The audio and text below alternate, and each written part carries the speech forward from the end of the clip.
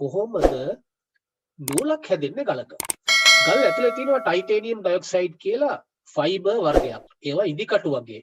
ඉදිකටු වගේ rutile fibre. Rutile කෙඳි කියලා මේවට කියන්නේ කෙමිකල් වෙබ් එක ටයිටේනියම් ඔක්සයිඩ්. Titanium dioxide. මේ ටයිටේනියම් ඩයොක්සයිඩ් කෙඳි එකිනෙකට සමාන්තරව පිහිටලා තියෙන ගල ඇතුලේ.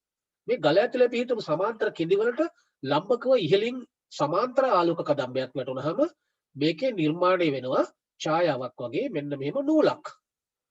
එතකොට මේ පෘෂ්ඨය එහා මෙහා මේ සුදු පාට ඊතල දෙකෙන් පෙන්වන දිශාවලට එහා මෙහා චලනය කරනකොට මේ නූල ගමන් කරනවා ඒ දිශාවල් වලට.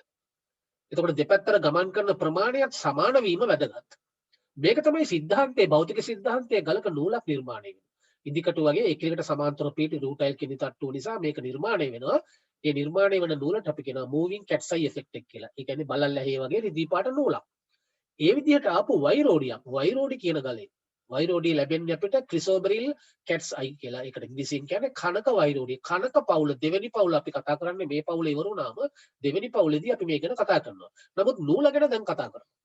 එතකොට මේ විදිහට මෙන්න මෙහෙම නූලක් නිර්මාණය වෙනවා. මෙන්න මේ fibre needle like rutile fibre කෙඳි නිසා. එතකොට මේක එහා මෙහා කරනකොට ගල මේ නිල් පාට ඊතලයේ දිශාවට එහා මෙහා හරවනකොට මේ නූල එහාටයි මෙහාටයි යනවා. මේ නූල රිදී පාට වෙන්න ඕන, සිහින් වෙන්න ඕන. දෙපැත්තටම හැරෙන ගල හොලවනකොට හැරෙන ප්‍රමාණයත් සමාන වෙන්න ඕන. අන්නේ ටික ආවම ගලේ මිල ඉහළ යනවා. එතකොට අපි දැන් දැනගත්තා එක